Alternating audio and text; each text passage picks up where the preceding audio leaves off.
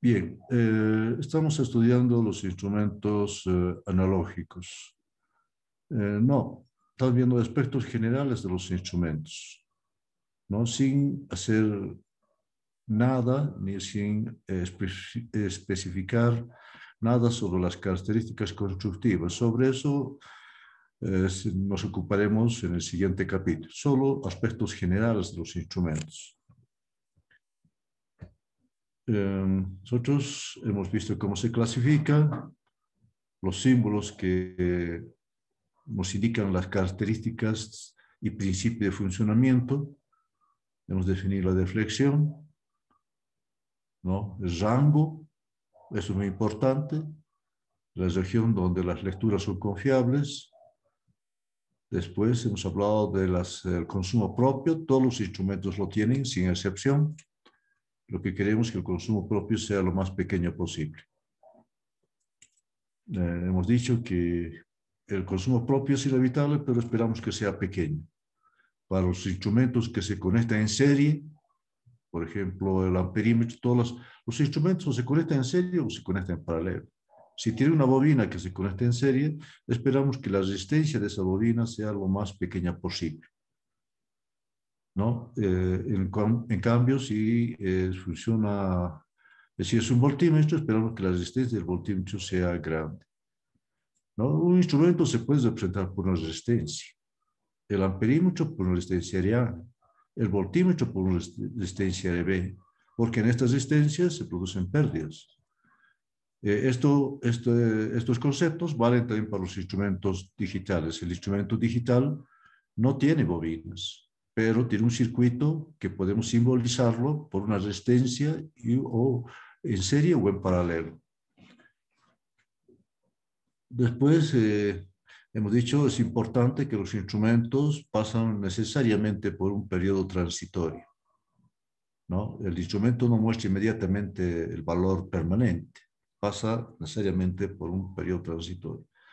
Las escalas a las cuplas, hemos visto que hay tres tipos de cuplas. La cupla motora constante, alterna y unidireccional de corta duración. La mayoría de los instrumentos obedecen a este principio de funcionamiento. Cupla motora constante. Los instrumentos que ven en los laboratorios de mediciones y máquinas eléctricas son de este tipo. De estos dos tipos no hay ni uno solo. Bien, a las cuplas motoras se oponen las cuplas pasivas. Y algunas son características propias o propiedades intrínsecas de la materia. No hay forma de evitarlo. Cuando un cuerpo se mueve, tiene inercia. Y entonces tenemos una cupla de inercia. También hay una cupla de amortiguamiento. En un caso, por ejemplo, en los de tipo mecánico, se trata de que el índice, de proteger al índice, que no se mueva rápidamente. Pero en el caso de tipo electromagnético, se trata de que el instrumento mida bien. No es para proteger, sino para que mida bien. La cupla de amortiguamiento es proporcional a la velocidad. La cupla de inercia proporcional a la aceleración. La cupla de inercia y la cupla de amortiguamiento están presentes en el periodo transitorio, porque solo en el periodo transitorio la velocidad y la aceleración cambian con el tiempo. Luego tenemos la cupla de restitución, ¿no? Y está dado por esta ecuación. D es la constante del resorte y alfa la deflexión. Y alfa es la deflexión del resorte. Es la deflexión del índice y al mismo tiempo es la longitud en la que el resorte se deforma. Entonces, viendo la ecuación, vemos que la curva de restitución está presente en todos los periodos, en el periodo transitorio y en el periodo permanente. Y esta es la ecuación que vincula todas las cuplas. La cupla motora igual a la suma de las cuplas pasivas. Es una ecuación diferencial de segundo orden, cuya solución nos dice cómo se comporta el índice, cómo se mueve. No estamos estudiando el movimiento del índice. Bien, y entonces en esta clase vamos a estudiar la solución de esa ecuación. En la clase pasada hemos visto que la ecuación de cupla motor, la ecuación de cupla se puede reescribir así. Lo que hemos hecho es dividir miembro a miembro entre el momento de inercia polar, entre J. Al dividir entre J, encontramos esta ecuación. Ahora, primero vamos a estudiar, esto es 6.1 creo, ¿no? Quizá hay un error de la numeración. Vamos a estudiar las desviaciones en régimen libre. Régimen libre significa ausencia de cúpula motora. No hay cúpula motora.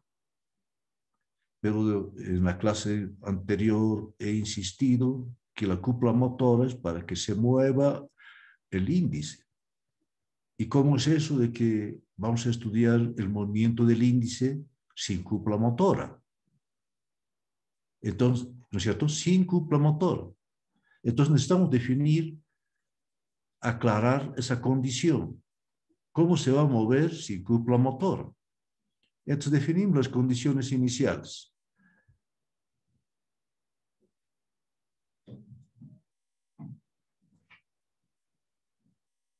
Bueno, tenemos lo siguiente. Tengo, este es la escala, ¿no? 0, la máxima de flexión. Vamos a suponer que en t igual a 0, el índice, por medio de algún medio, de alguna forma, se lleva a la posición menos alfa 0. En t igual a 0, menos alfa 0. ¿No? En t igual a 0, el índice ocupa una posición alfa menos alfa 0. Ese signo menos, no se preocupen, eso es para facilitar el análisis, ¿no? Y entonces en t igual a 0 el índice está aquí. Y luego se libera. Se libera. Como sabemos, el instrumento tiene un resorte espiral que provee la cúpula de restitución. Esa cúpula permite al índice retornar a 0. Sabemos entonces que el índice retornará a 0. Entonces, en t igual a 0, el índice está en esta posición, la posición menos alfa 0, y tiene una velocidad 0. ¿Está bien? Y ya, insisto, sabemos que el índice retorna a 0. Lo que nos interesa es conocer cómo, qué ley sigue el índice en el retorno. ¿Qué características tiene el movimiento del índice? No hay cúpula motora, ¿no? Entonces es un movimiento libre.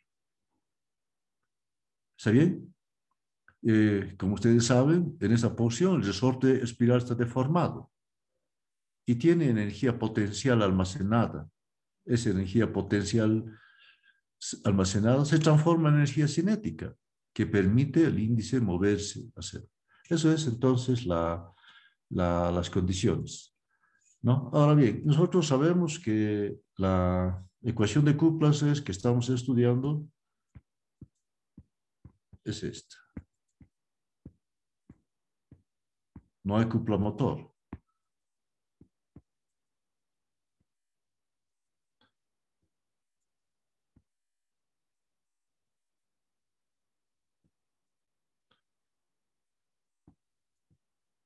Así, ¿no?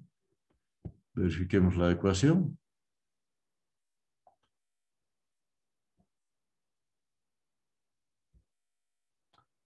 ¿Sí? Omega 0 alfa.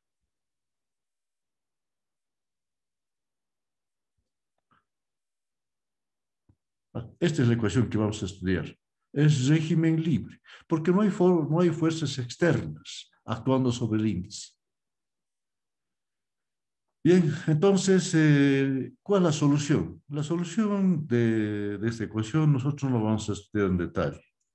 Nos interesa eh, hacer, interpretar las ecuaciones que resultan. Ustedes, si desean, pueden probar la solución. Pero sabemos que la solución de esta ecuación es del tipo E lambda t, donde lambda es un parámetro a determinar. Aquí ustedes están viendo que tengo segunda derivada. Aquí primera derivada. Entonces, la primera derivada de alfa es lambda e lambda t, ¿no? Este punto significa primera derivada respecto al tiempo. Y la segunda derivada, dos puntos, esto tenemos que volver a derivar. Entonces será lambda cuadrado e lambda t. Esas cantidades sustituimos en la ecuación, aquí y aquí sustituimos. Y luego, entonces, lo que tenemos es lo siguiente. Lambda cuadrado, 2 veces b, lambda más omega 0 cuadrado. Esa es la ecuación característica de la ecuación de oscilación. ¿Está bien? Tenemos eso. Es una ecuación de segundo grado que admite dos soluciones. Entonces, lambda, puedo decir que es igual a menos b, más menos, raíz cuadrado de b cuadrado, menos omega 0 cuadrado. Ahora ustedes ven que lambda tiene dos soluciones, una con el signo positivo y otra con el signo negativo. Ahora, dependiendo de la magnitud de b y omega, las soluciones de lambda pueden ser reales o pueden ser imaginarias. ¿No es cierto? Depende. Puede ser también una solución única. Hay esas posibilidades. Entonces, pero puede ocurrir que existe una sola solución. Si B, hemos visto, B es la constante de amortiguamiento, entonces si B es igual a omega 0, como B está definido por el amortiguamiento del instrumento, entonces cuando B es igual a omega 0, tenemos el amortiguamiento crítico, ¿no? Y teniendo el amortiguamiento crítico, nosotros tenemos lo siguiente. Veamos si está aquí. Ahí, no, no está aquí. Entonces,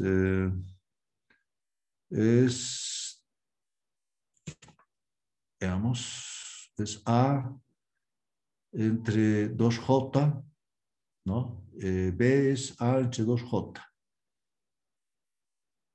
Y podemos escribir la siguiente ecuación.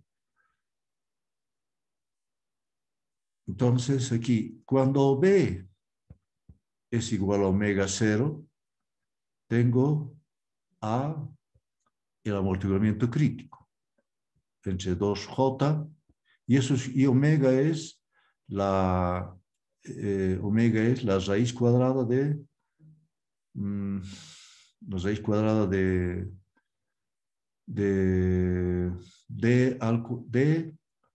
sobre J, así. Y de aquí nosotros podemos despejar el amortiguamiento crítico del instrumento, ¿no? Es cuestión de simplificar. Eso no es difícil. Es fácil de ver que eso será AC, será la raíz cuadrada de 2DJ, ¿no? El amortiguamiento crítico. Eso está escrito en los apuntes, ¿no? Pero el instrumento puede tener un amortiguamiento mayor que el amortiguamiento crítico. Eso es solo una definición.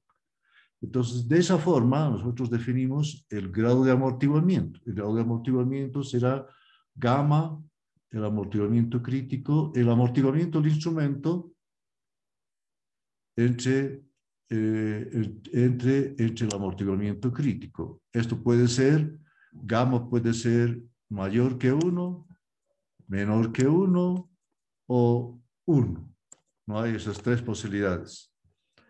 Se dan cuenta que dependiendo, eso depende de que si B es mayor que omega, omegas, tenemos la ecuación, escribamos, entonces sería menos lambda es igual a menos B, más menos B cuadrado menos omega 0 cuadrado. Es así, ¿no es cierto? Entonces, cuando gamma es mayor que 1, B es mayor que omega 0. Si gamma es menor que 1, B es menor que omega 0. Si es igual a 1, B es igual a omega 0. Así. ¿No? Entonces, así vamos a tener soluciones reales, soluciones imaginarias o una solución única. Bien, entonces continuamos.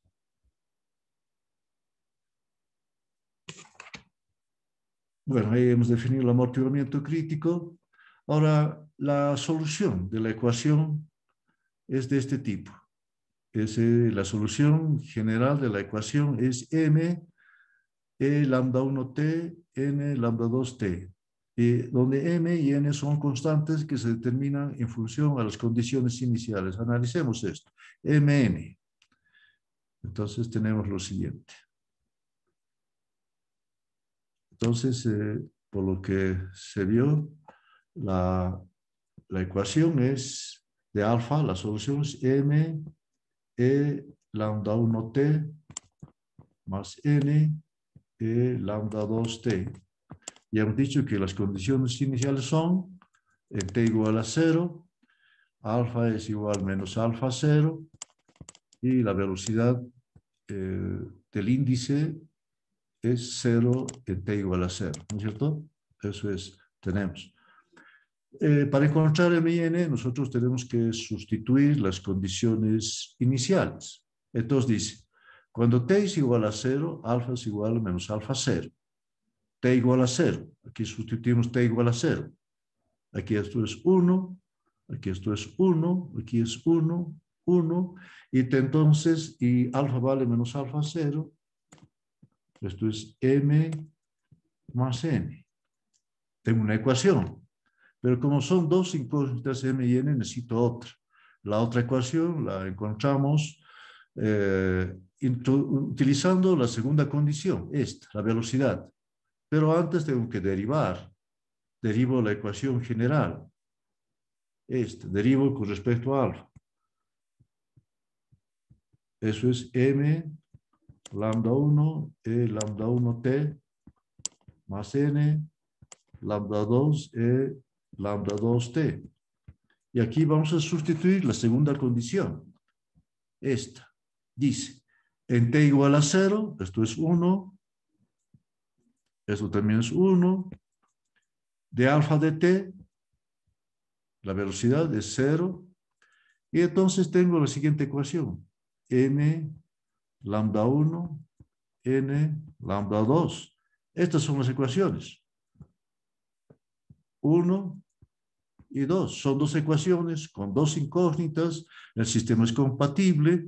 Resolvemos e introducimos cuánto vale m y cuánto vale n. ¿Está bien? Y tenemos la siguiente ecuación. Entonces así m está dado por esta ecuación y n está dado por esta ecuación. Sustituyendo m y n, aquí en la ecuación general tengo la ecuación de alfa. Pero ya hemos visto que el grado de amortiguamiento puede ser mayor que 1, menor que 1 o igual a 1. Entonces necesitamos estudiar ahora, ya teniendo la solución, necesitamos estudiar el efecto del amortiguamiento. Y para eso, en primer lugar, vamos a estudiar el movimiento sobreamortiguado. Sobreamortiguado. Entonces, eso significa gamma 1. El movimiento sobreamortiguado, nosotros tenemos lo siguiente. Gamma mayor que 1. Eso significa que B es mayor que omega 0. Y en la ecuación de lambda tenemos lambda igual menos B más menos raíz cuadrada de B cuadrado menos omega 0 cuadrado. ¿No es cierto? Bueno, si B es mayor que omega 0, entonces la cantidad subradical es positiva. Y por lo tanto, lambda tiene soluciones reales. Entonces, una solución real, lambda 1 sería menos B, y a esta cantidad vamos a llamar B' para no escribir mucho, B'. Menos B más B', real, ¿no es cierto? Y lambda 2 menos B menos B', las dos soluciones de lambda. Y entonces, aquí, fíjense, ¿qué tengo si resto miembro a miembro? Lambda 2 menos lambda 1. Si restamos miembro a miembro, nosotros tenemos menos 2 veces B', ¿no? ¿Y por qué estamos haciendo esto? Porque miren la solución. La solución es así. Aquí hay lambda 2 menos lambda 1. Cuando el momento sobreamortiguado, lambda 2 menos lambda 1 es menos 2B'. Sustituimos lambda 1, que conocemos, lambda 2, que conocemos, simplificamos y encontramos esta es la solución de alfa. Alfa igual menos alfa 0, e a la menos b por t, b', seno hiperbólico de b', coseno hiperbólico de b'. Al tener un movimiento sobreamortiguado, tenemos una ecuación que decrece con el tiempo, porque aquí está menos b por t, ¿no? Es una función unidireccional decreciente con el tiempo. Enseguida vamos a mostrar la gráfica y vamos a estudiar el sentido físico. Por el momento pasaremos al movimiento subamortiguado. Entonces aquí el grado de amortiguamiento es menor que 1. Entonces veamos. Movimiento subamortiguado sería así. Bueno, movimiento subamortiguado significa gamma menor que 1. B es menor que omega 0. Entonces lambda es menos B más menos B cuadrado omega 0. Pero aquí estamos viendo que B es menor que omega 0. Por lo tanto, la cantidad subradical es negativa. Eso significa soluciones imaginarias. Entonces puedo reescribir la ecuación así, menos B más menos, factorizo el signo, eso es obtener raíz cuadrada de menos 1, eso es J, ¿no? J, recuerden que es raíz cuadrada de menos 1, sería omega 0 cuadrado menos B cuadrado. No confundir con B'. B' es B cuadrado menos omega 0. Aquí tengo omega 0 cuadrado menos B. A esta cantidad vamos a llamar B segunda, ¿no? Entonces tengo dos soluciones. Lambda 1 menos B más menos, no más menos, sino más, menos J, B segunda. Lambda 2 menos B menos J, B segunda. Y como hemos dicho, necesitamos lambda 2 menos lambda 1. Si estamos miembro a miembro de estas ecuaciones, tenemos que lambda 2 menos lambda 1, eso es menos 2 veces B segunda. Y sustituimos las dos soluciones, las ecuaciones de lambda 1 y 2, más esta diferencia, sustituimos en la solución general, ¿no?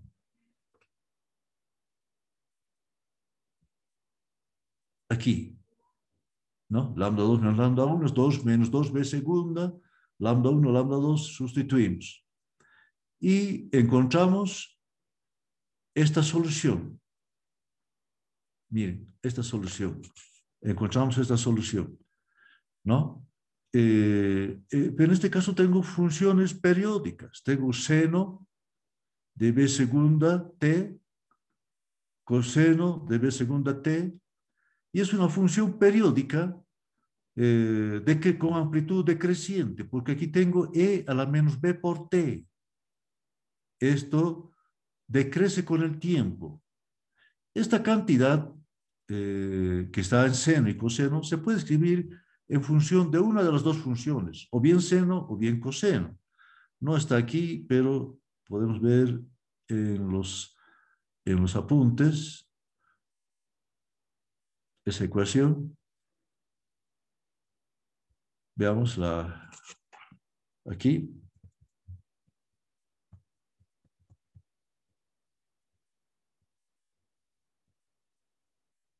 Aquí, miren, aquí hemos visto esta ecuación, ¿no? Puedo, como decía, simplificar y escribir solo una función, digamos seno. Eso no es difícil, se puede hacer. Pero aparece un ángulo phi. Ese ángulo phi se define así. La tangente de phi es b segunda entre b. Entonces, insisto, esta es la ecuación. Este es el movimiento subamortiguado, porque gamma es menor que 1. Y es una función otra vez decreciente, pero periódica, ¿no? Esta cantidad e a la menos b por t me dice que es una función decreciente, pero periódica. Eso significa, periódica significa que cambia de signo, como se verá enseguida. Pero ustedes saben, la función seno, a veces positiva, a veces negativa, en fin. Y entonces tenemos un cambio de signo en gamma. Eso es la interpretación física de esta ecuación, la vamos a ver. Entonces, continuamos.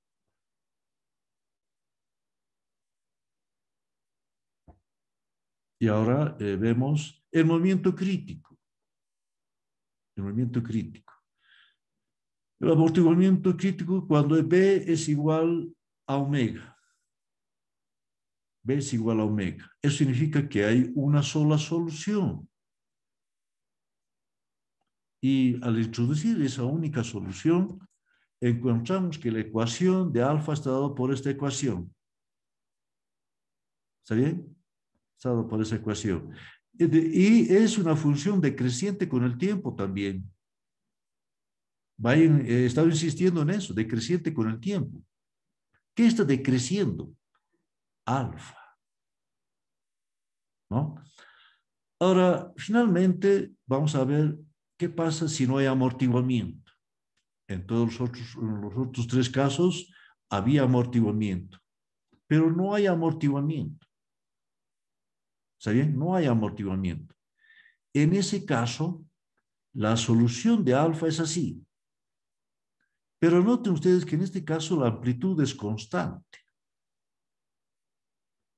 ¿no?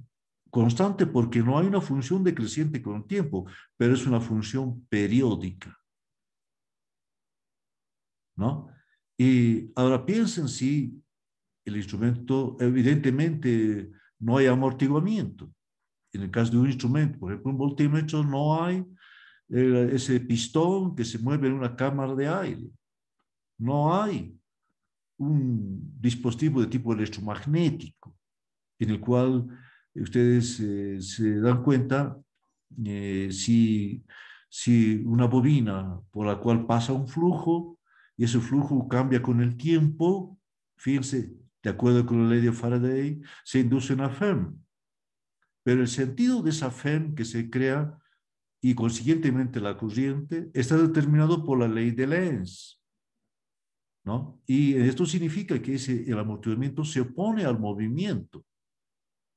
Ese tipo de instrumento lo vamos a ver más adelante.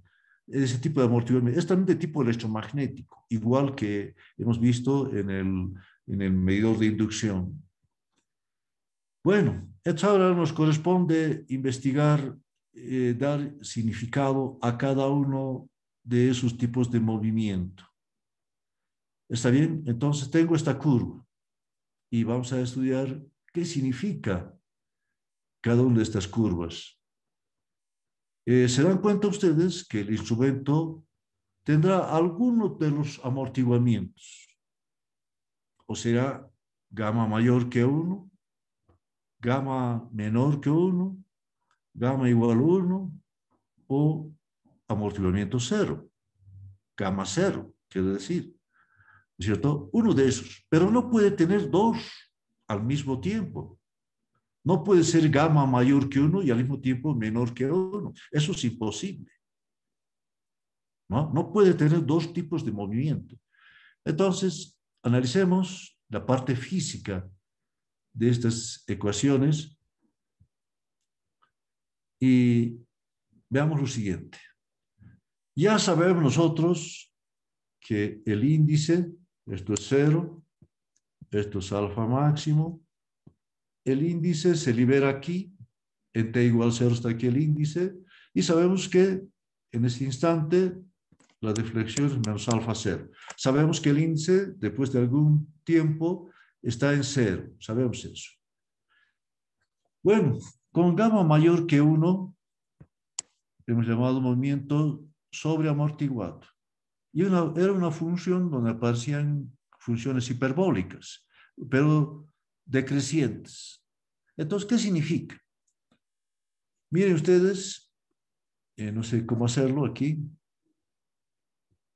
Esto es t, esto es alfa, esto es 0. Sabemos nosotros que el índice se libera en menos alfa 0. En t igual a 0, el índice está en menos alfa 0. Y la curva de alfa para un movimiento sobreamortiguado es esta. Decreciente. Hasta que en algún momento ocupa 0. Eso es gamma mayor que 1. ¿Y eso qué significa? Como es una función que no cambia de signo, mire, no cambia de signo. Desde el momento en que se libera hasta que alcanza la posición 0. Eso significa que el índice se mueve unidireccionalmente así. Ven el lápiz. Hasta alcanzar 0. Si en cambio el movimiento subamortiguado tenga una función periódica, ¿no? Con amplitud decreciente, entonces yo voy a hacer una otra figura porque a veces se piensa que el índice se mueve con todos los tipos de movimiento. Entonces, ¿qué ocurre? Es una función periódica. Yo sé que en algún momento el índice ocupa 0. Yo tengo esto, miren. Esto es así. La gráfica de esa curva es así, con amplitud decreciente, hasta que después de algún momento ocupa una función 0, la posición 0. Y es una función periódica, ¿no? Y una función periódica. Hay un periodo, ¿no es cierto? Hay un periodo, este periodo es aquí. Bueno, ¿y cómo se interpreta eso? Miren, según esta curva, tengo una oscilación alrededor de 0. Miren, con amplitud decreciente. Positivo, negativo, cada vez más pequeño. Entonces, ¿qué significa? Se libera el índice, oscila alrededor de 0. ¿No? Así, alrededor de 0. Con amplitud decreciente. Hasta que ocupa la posición 0. ¿No? Oscila alrededor de 0. Claramente dice la curva. Eso es gamma menor que 1. Y finalmente, nosotros hemos visto gamma 1. Hemos visto que es una función decreciente, pero unidireccional. Eso significa así. Menos alfa 0, gamma 1. ¿Está bien? Y bueno, esos son para los tres casos. Pero también hemos visto cuando el instrumento no tiene amortiguamiento. Y hemos visto que era igual menos alfa 0, seno de omega 0 por t más phi 0, que estoy escribiendo de memoria, así. Y la amplitud era constante. ¿Qué significa esto? ¿Qué significa? Que si nosotros tuviéramos amortiguamiento 0, ¿qué significa? En t igual a 0, la amplitud sería menos alfa 0. Y luego alfa 0, menos alfa 0, alfa 0, menos alfa 0. Tendríamos una oscilación indefinida, cuya gráfica sería así. Aquí menos alfa 0, alfa 0, ¿no? Así. Sí. Una oscilación indefinida alrededor de alfa 0. No decrece, como aquí. Es una función periódica con amplitud constante, ¿no? Eso dice la interpretación de esta ecuación. El índice se movería, oscilaría indefinidamente. ¿Está bien? Pero usted sabe, por experiencia, sabemos que eso no va a ocurrir. Porque si nosotros liberamos el instrumento, en algún momento el índice se queda en 0. Jamás sabemos que ha de haber una oscilación con amplitud constante. No, porque nosotros, imagínense que el instrumento efectivamente no tiene amortiguamiento, no hay amortiguamiento, pero hay rozamiento. Tenemos la resistencia del aire. Recuerden que el instrumento pesa unos pocos gramos. Entonces tenemos un amortiguamiento debido al aire y al rozamiento. Entonces es una condición puramente ideal.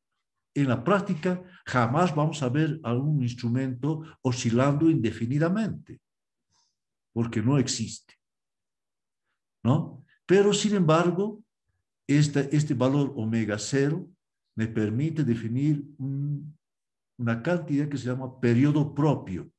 Periodo propio, T sub 0, eso es 2 pi entre omega 0. Así, ese es el periodo propio del instrumento. En realidad, el movimiento del índice ha de tener algún tipo de amortiguamiento.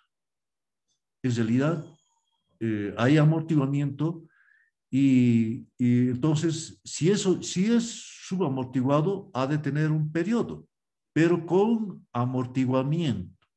Este periodo T es con amortiguamiento. Y veamos cómo se define ese periodo propio.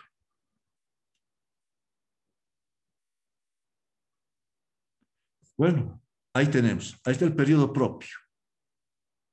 F0, 1, 2 pi entre omega 0, ese es el periodo propio. Pero como el instrumento sí tiene amortiguamiento, si oscila, este sería el periodo del instrumento, omega, ¿no? Y este valor, miren, aquí, hemos visto, aquí había omega, ¿se acuerdan? Hemos visto que se puede reducir a una sola función trigonométrica. Entonces, en esa función está B segunda. Ese B segunda, eso es omega. ¿Está bien? Entonces, esto significa que el índice al retornar a 0 se mueve según el grado de amortiguamiento.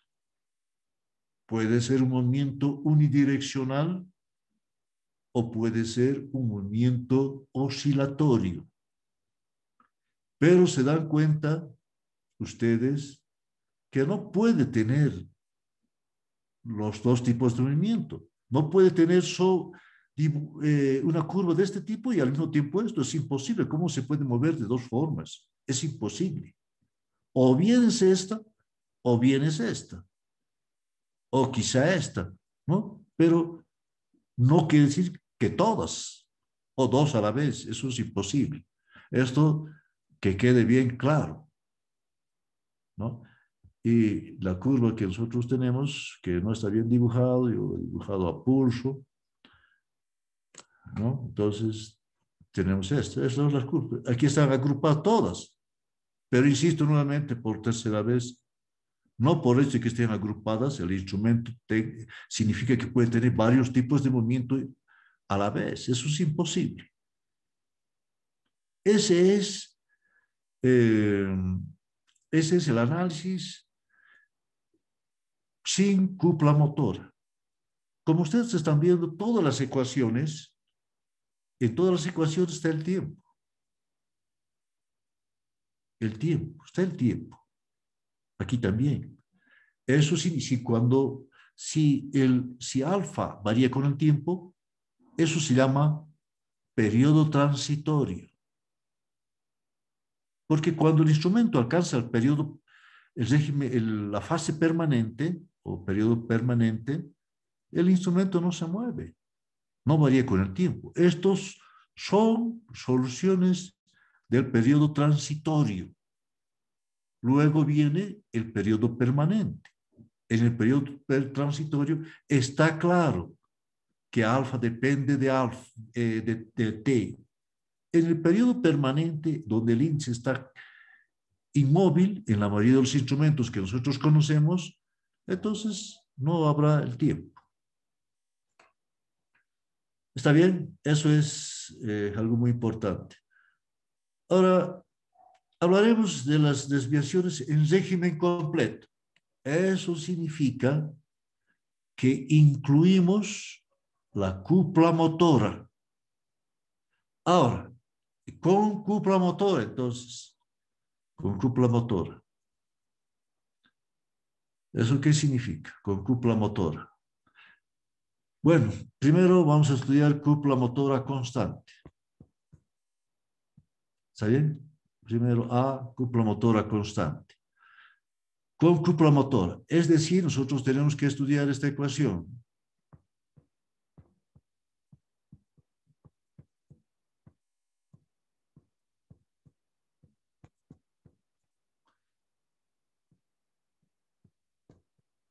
Esa ecuación igual a cúpula motora, ¿no? Esa ecuación tenemos que estudiar. Ahora diremos que cúpula motora constante, les recuerdo, en función del tiempo, la cúpula motora tiene esta curva, cúpula motora constante tiene ese tipo. No varía con el tiempo la cúpula, toma el mismo valor. Bueno, veamos qué instrumentos cumple esta condición. Si estamos estudiando la medición de parámetros eléctricos en un circuito de corriente directa, ustedes saben, en corriente directa, las cantidades eléctricas no varían con el tiempo. Y entonces, tenemos un instrumento conectado para medir estas cantidades, entonces tenemos esta cúpula. Porque ni el voltaje ni la corriente cambian con el tiempo, ustedes saben eso. Entre los aparatos que utilizamos para medir el voltaje y la corriente, por ejemplo, en corriente directa, obedecen a este principio. Todos los instrumentos de corriente directa. En corriente alterna, ustedes bien saben, por ejemplo, I es igual raíz de 2 y coseno de omega t. El valor instantáneo de la corriente está dado así y varía con el tiempo, ¿no es cierto? Este es el valor instantáneo de la corriente. Pero el instrumento, imagínense que tengo un amperímetro que lo insertamos en corriente alterna, ¿no? En un circuito de corriente alterna. Ese amperímetro no va a medir esta corriente, esta I minúscula, no va a medir. Es un valor instantáneo. Ese instrumento mide el valor eficaz de la corriente, mide este I mayúscula. Y el valor eficaz no depende del tiempo. I minúscula depende del tiempo, lo dice la ecuación, pero I mayúscula no depende del tiempo. Y estamos hablando de un instrumento de corriente alterna. Como el instrumento mide I mayúscula, B mayúscula para el voltaje, entonces significa que al medir estas cantidades que son constantes, por ejemplo, si el voltaje de mi casa es 220, entonces B es constante, no va a cambiar. Aunque instantáneamente el voltaje está dado así, 6 de 2B, seno de omega t, estoy hablando. Sí. Sí, el voltaje instantáneo B minúscula cambia con el tiempo, lo dice la ecuación, pero el valor eficaz no va a cambiar con tiempo, el valor eficaz es constante. Entonces, si usamos instrumentos en corriente alterna, como miden estos valores eficaces, que son constantes, ya estoy repitiendo varias veces, entonces significa que los instrumentos de corriente alterna desarrollan también una cupla de estas características. ¿Está bien? Entonces, la mayoría de los instrumentos que nosotros tenemos en los laboratorios de eléctrica tienen este principio. Voltímetros, amperímetros, cofímetros, batímetros, en fin. Esos instrumentos tienen una cupla de este tipo. Si la magnitud eléctrica no cambia, esta es la curva del par. ¿Está bien? Entonces, con esa aclaración podemos estudiar. Ahora,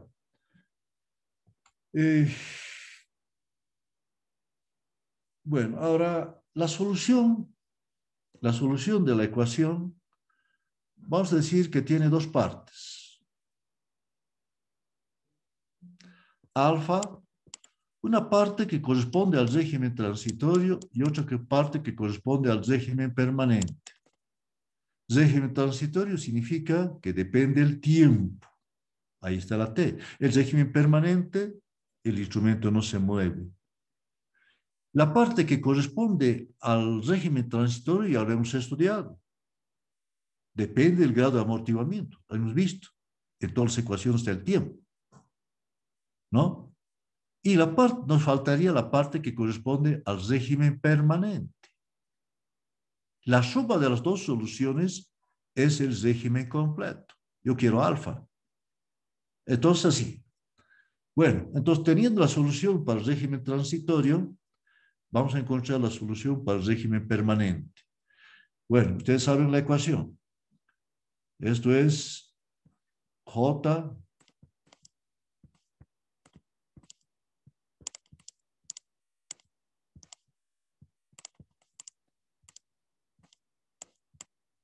¿no es cierto? Es la ecuación general de cuplas.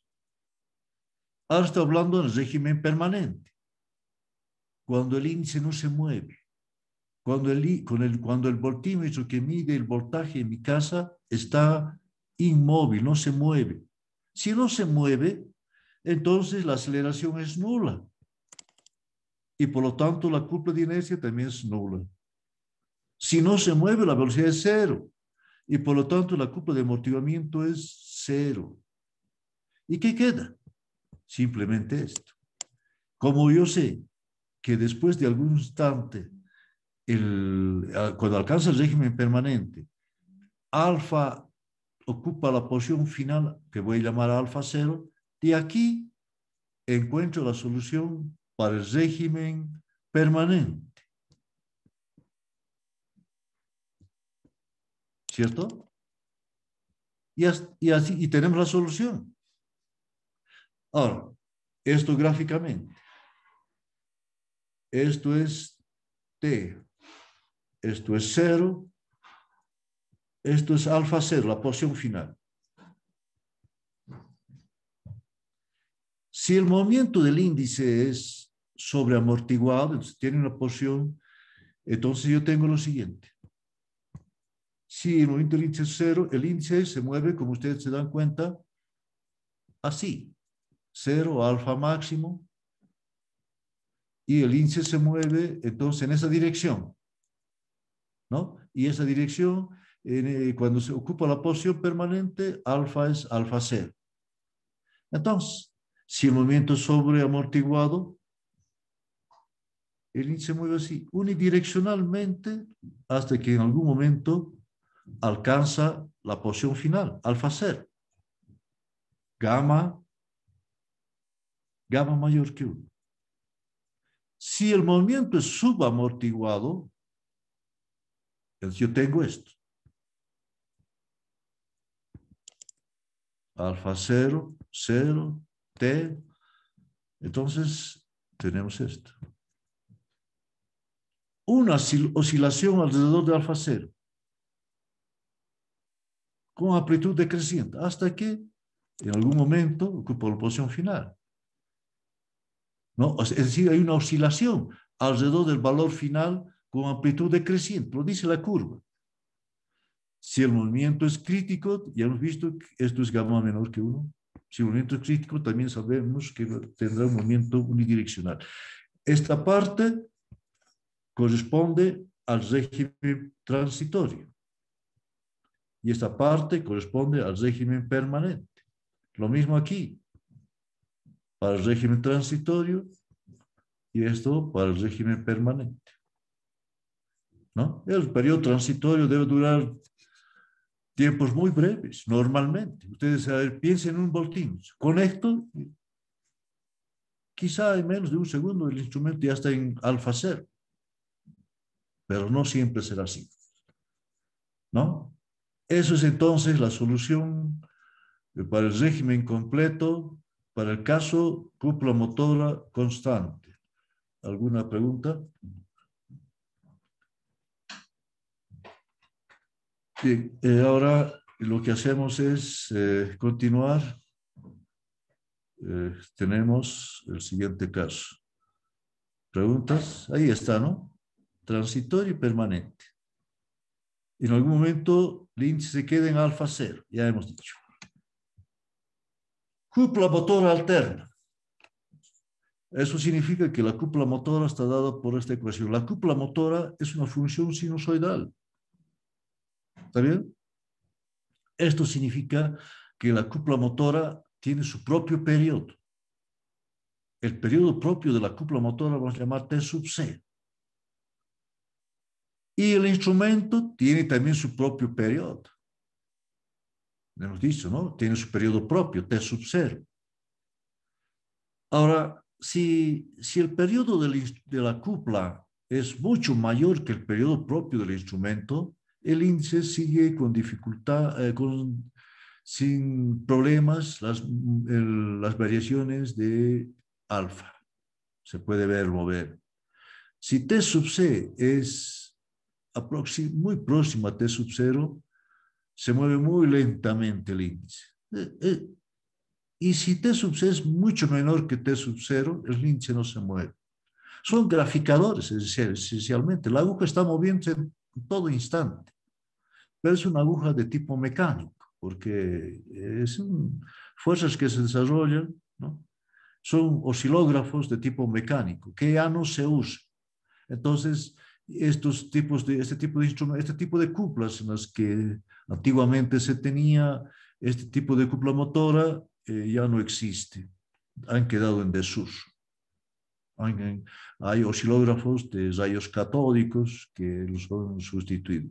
No tenemos, lamentablemente, ni el uno ni el otro en la carrera. No hay.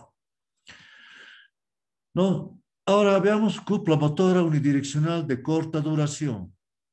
Hemos dicho que hay tres tipos de cúpulas motoras. Cúpula motora alterna, cúpula motora constante, la mayoría de los instrumentos que conocemos, estos que ya no existen, y cúpula motora unidireccional de corta duración.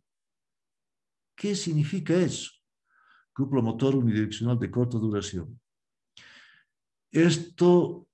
Esta característica, este tipo de instrumento contradice lo que normalmente estamos acostumbrados a ver. Es que no tenemos ese instrumento tampoco. Son los galvanómetros balísticos. No hay ese tipo de instrumento. Entonces, ¿cuál es la característica de la cúpula? Es esta. T, ¿no? Esta es la cúpula. Y dura un tiempo menor a un segundo. La cúpula motora dura un tiempo menor a un segundo. ¿Está bien? O sea, por eso dice cúpula motora unidireccional, porque no cambia de sentido. Miren, aquí estoy viendo positivo, no cambia de dirección. De corta duración, menos de un segundo. La cúpula motora dura un tiempo muy breve. Y no es que el instrumento se ha desconectado, simplemente dura un tiempo muy breve. Este tipo de instrumentos que se utiliza, por ejemplo, para conocer la cantidad de carga eléctrica que un capacitor descarga, ¿no? ¿Cuánto de carga envía el capacitor al circuito? Para ese caso, nosotros tenemos este tipo de cúpula.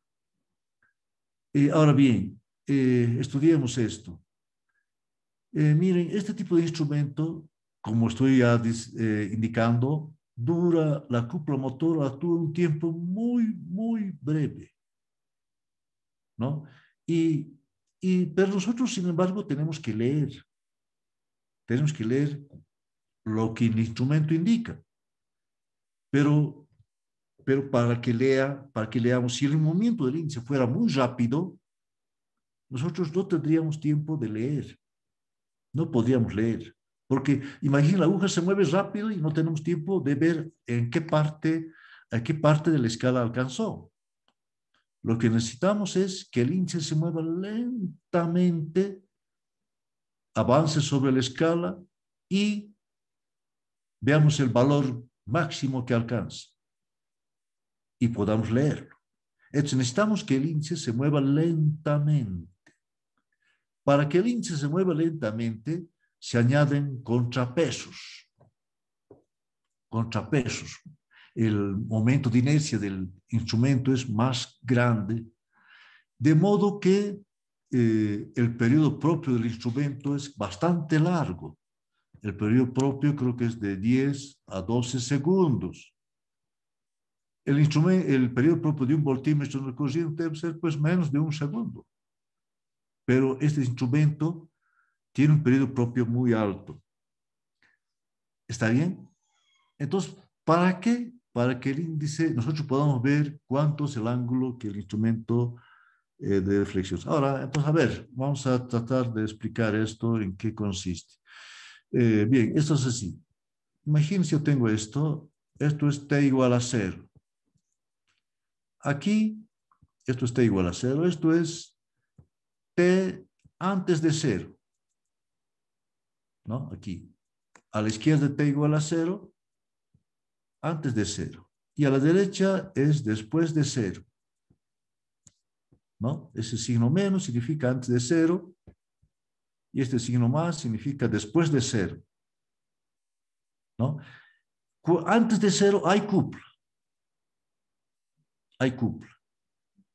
¿no? Pero, entonces hay cúpula motora, pero no hay deflexión, ¿no? Como dura tiempo tan breve, mientras haya cúpula, el instrumento sencillamente no se mueve. Pero después de 0, ya no hay cúpula, ¿no? Y el ángulo inmediatamente después de 0 es también 0. Pero tiene que moverse el índice aquí. Tiene que moverse el índice. Entonces, tiene una velocidad inicial que vamos a llamar B sub 0. No omega 0, porque omega 0 está asociado con el periodo propio. B sub 0. Pero B sub 0 es radianes segundo. ¿Está bien? No, esto que con la letra B, ustedes saben, física escribimos metros segundo. Pero como esto es un movimiento curvilíneo, entonces radianes segundo. ¿Está bien? Esto es así. Entonces, aquí hay cúpula y aquí no hay cúpula. Y cuando hay cúpula, resulta que la cúpula motora es proporcional a la corriente. Varía linealmente con la corriente. Bueno, y entonces, en base a esto, podemos escribir la siguiente ecuación. 2 veces, como tenemos tenemos J de alfa dt al cuadrado, a de alfa dt de alfa, y hay Q. Estoy escribiendo antes de ser. Hay Q predicho. Entonces, K por I. Como sabemos, no hay deflexión. Cuando hay cupla no hay deflexión, entonces este término es cero. Y tengo esta ecuación. Voy a integrar miembro a miembro con respecto al tiempo. Todo. K es una constante. Integro. Entonces, si integro, la integral de la aceleración es la velocidad. La integral de la velocidad es el desplazamiento. Y aquí tengo integral I dt. La integral de la corriente es la carga. ¿No es cierto? Eso es lo que nosotros tenemos. ¿No es cierto? Tenemos esa ecuación. Bueno, y veamos qué sigue. Tenemos esa ecuación, veamos. No sé si está aquí. Es que no quiero escribir las ecuaciones.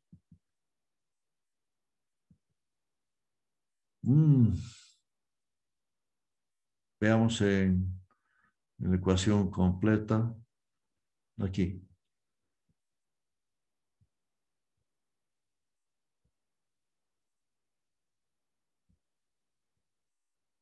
Veamos aquí.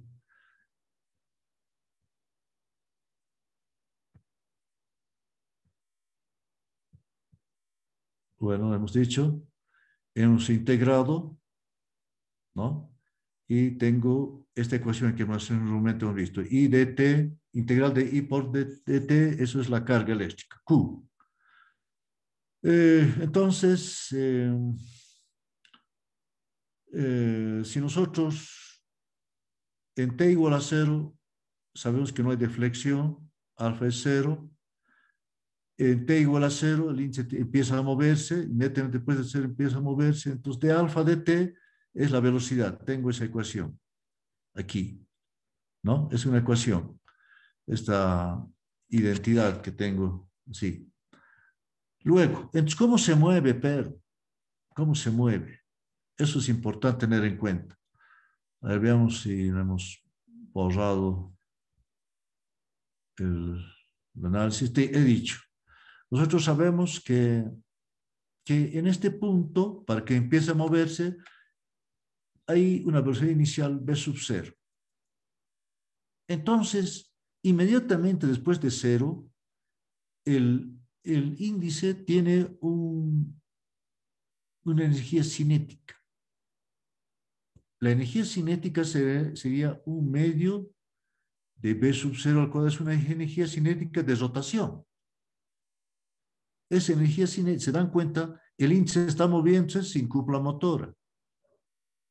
Pero esa energía cinética se gasta, se pierde. Y por el principio de conservación de la energía mecánica, esa energía cinética se transforma en energía potencial. Al mismo tiempo que el índice se mueve, se deforma el resorte espiral. La energía cinética, cuando alcanza la máxima deflexión, se convierte en energía potencial almacenada en el resorte. Aquí. Entonces, de aquí podemos nosotros despejar alfa. Podemos despejar alfa para saber cuánto es deflexión. Pero nuestro objetivo es conocer la carga eléctrica. El objetivo de esto es conocer la carga eléctrica. Y la ecuación de la carga eléctrica está dado de la siguiente forma. Aquí tenemos esa ecuación que hemos visto.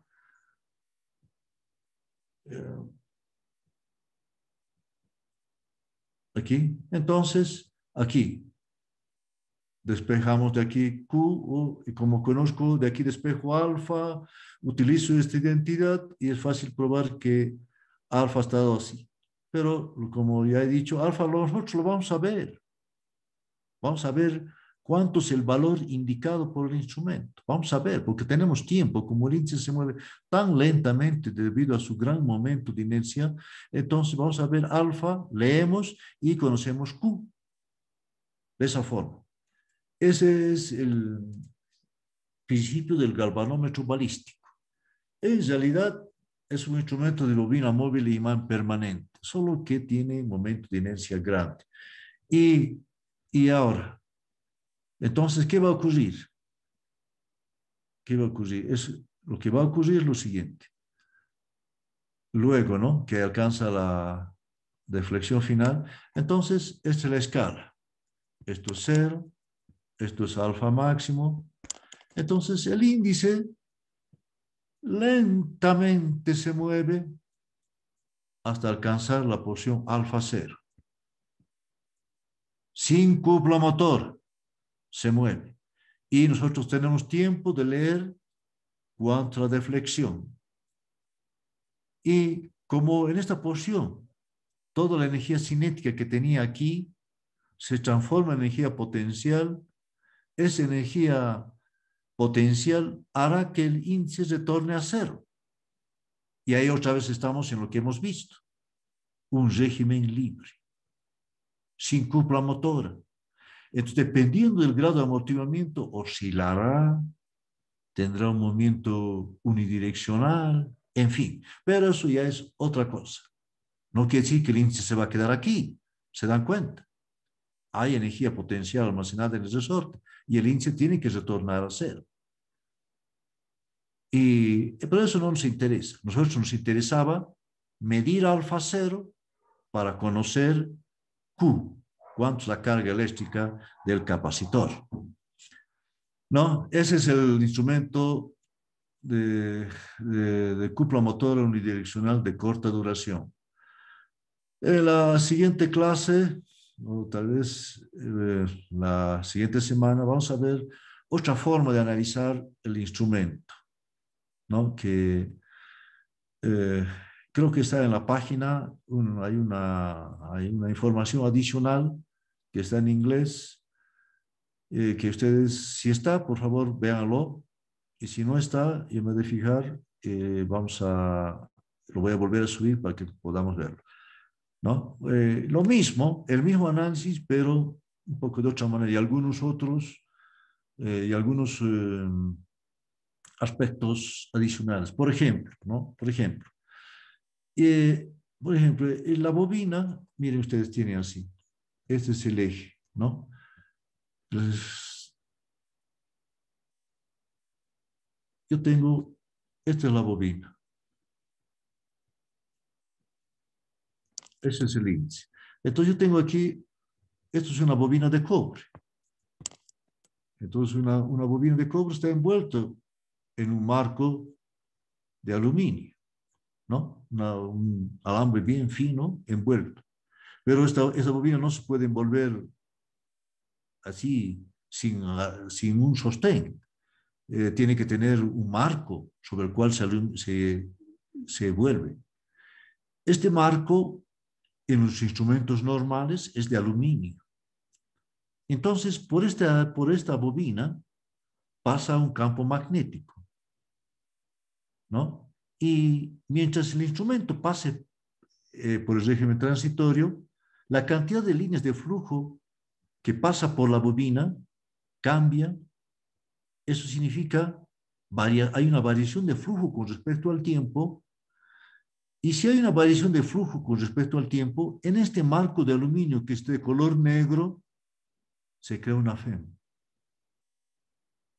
¿no? Una FEM cuyo sentido está determinado por la ley de Lenz. ¿Está bien? Y entonces, si el índice tiene que moverse así, en este sentido, en el marco de aluminio se desarrolla una cúpula opuesta. Ese es un amortiguamiento de tipo electromagnético, muy utilizado en los instrumentos de bobina móvil y imán permanente. Vamos a volver a hablar de esto, ¿no? Pero eso se ha hecho para que el índice no se dañe, para que el instrumento no salte. En un instrumento normal, ahí la cúpula motora no se cancela, siempre está presente. Y necesitamos amortiguar la rotación del índice. Pero en un galvanómetro balístico que el índice se mueve cuando ya no hay cúpula, esta cúpula desarrollada en este marco de aluminio, lo que va a hacer es frenar ese movimiento sin cúpula. Yo no quiero eso. Entonces es necesario reducir el amortiguamiento que se produce en el marco de aluminio. Y por lo tanto, el marco ya no es de aluminio, sino es de madera o de bambú, ya siendo un material no eléctrico, entonces no se crean FEMS. Y si se crean FEMS, son muy corrientes muy pequeñas. Ya saben, el aluminio es un buen conductor. Una madera es un mal conductor. Entonces es necesario reducir la cúpula de amortiguamiento del instrumento. Entonces, si esa información adicional está en el enlace, léanlo. Léanlo. Vamos a analizarlo en la próxima clase. Bien, ¿alguna pregunta?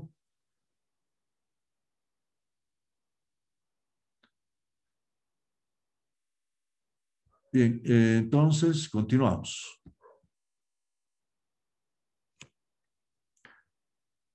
Cúpula de frotamiento. Bueno, nosotros, como hemos visto, sabemos nosotros que una vez que el índice se mueve, en algún momento ocupa la posición final, alfa cero. ¿Cierto? Alfa cero. Pero la cúpula de frotamiento, sin rozamiento, la ecuación de cúpulas en el régimen permanente, como se vio, era cúpula motora D por alfa. ¿Se acuerdan? Hace un momento. Y de ahí despejado alfa cero. Pero el rozamiento es inevitable. Y entonces, inevitablemente, hay una cúpula de frotamiento. Es positiva si alfa es creciente. Y es negativa si alfa es decreciente. Entonces, como este signo de la cúpula de frotamiento tiene un doble signo, eso lo que hace es introducir una banda de error.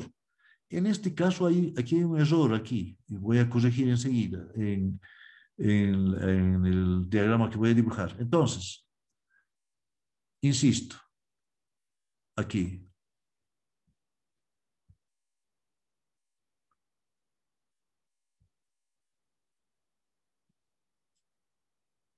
Bueno, yo tengo T alfa cero, ¿no? Yo sé que cualquiera sea el tipo de amortiguamiento, en algún momento el índice se queda en la posición alfa cero, ¿no es cierto? Sabemos, estamos seguros. Primero oscilará o será unidireccional, pero después de algún momento, de algún instante, de un tiempo, que se quede en alfa cero. Pero como estamos hablando de la cúpula motora, ecuación de cúpula igual D por alfa, más o menos la cúpula de flotamiento, y esta es positiva cuando alfa crece y negativa cuando alfa decrece, entonces se introduce una banda de error. Así, esta banda de error. Porque el índice se puede quedar encima de alfa cero o debajo de alfa cero, ¿no? Imagínense ustedes que tenga un movimiento sobreamortiguado. Si el índice se mueve unidireccionalmente. Se va a quedar aquí o aquí, pero no en alfa cero. ¿Está bien? Ha de ser este valor final, que está marcado con un punto más grueso, ha de ser debajo de alfa cero o encima de alfa cero, pero no en alfa cero. Si el movimiento es subamortiguado, entonces yo lo voy a tener así, una oscilación se va a quedar aquí el índice cuando ya no se mueve, o se va a quedar aquí, pero no en alfa cero. ¿Está bien? Eso significa. Introduce una banda de error. Entonces, en realidad, es la ecuación real. En un instrumento analógico, no podemos ignorar la cúpula de flotamiento. Eso es inevitable. No, al índice no lo vamos a ver en alfa cero. Lo vamos a ver encima de alfa cero o debajo de alfa cero. Entonces, este diagrama que ustedes están viendo aquí, yo lo he hecho a pulso y nunca lo he corregido. Aquí me pareciera que se ha quedado en alfa cero. No se queda, es como los otros tipos de movimiento. ¿Está bien? Eso es entonces la ecuación de cúpula motora con frotamiento. ¿Alguna pregunta? Y recuerden, solo alguno de estos movimientos, no los tres a la vez. Ahora hablaremos brevemente del instrumento electrónico digital. El instrumento analógico se llama así porque su indicación depende de la posición relativa del índice con respecto a la escala. La medición se hace por analogía de la posición del índice sobre la escala, por eso se llama analógico. Un instrumento digital directamente nos da el valor medido. Son de lectura fácil, no hay el error de paralaje, no hay el error de apreciación, ¿no? Y entonces simplemente ve uno un número. Y además la exactitud es mayor. Pero no todo es ventajas, también tiene desventajas. Por ejemplo, si yo quiero medir el voltaje, mi voltímetro no necesita tener fuente, ¿no? No necesita fuente. Directamente conecto y el voltímetro indica. Pero un voltímetro digital tiene que tener su batería, necesita fuente, aún para medir voltaje. Ese es una gran inconveniente. Si ustedes tienen un voltímetro digital que no, por alguna razón la batería está descargada, no van a poder usar el instrumento. En cambio, un instrumento analógico, si es voltímetro, es corriente, no necesita fuente este instrumento y ustedes pueden usarlo cuando quieran. No tienen que preocuparse de que si la batería se cargó o no se cargó, porque si uno se confía en el instrumento digital y está claro, la batería dura mucho tiempo, pero en algún momento se descarga y puede ser el momento menos esperado. Bueno, el instrumento recibe una señal analógica, ¿no? Eso se convierte en una señal digital por medio de un convertidor analógico digital. Aquí tenemos los circuitos de procesamiento y tenemos una salida digital, un número. Ese es el principio. Ahora, los instrumentos pueden ser, normalmente los instrumentos digitales son de 3,5 dígitos. ¿Qué significa? Que 3 dígitos, por ejemplo aquí el 2, el 3, el 4, son dígitos completos. Y medio dígito, como es medio dígito, solo puede ser 1. Por ejemplo, estos 1, 2, 3 son 3 dígitos completos y 1 es medio dígito. El medio dígito siempre es 1.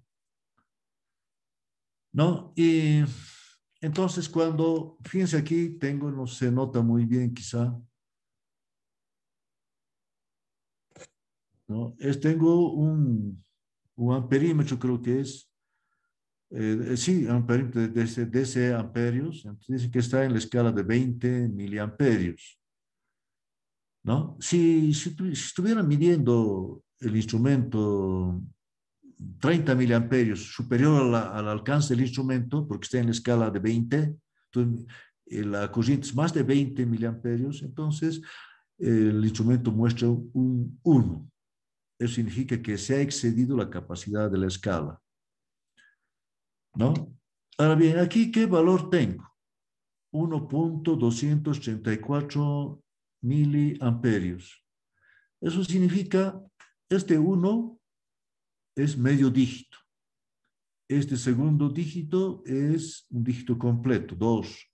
Este un dígito completo, 3. y el último es un dígito completo.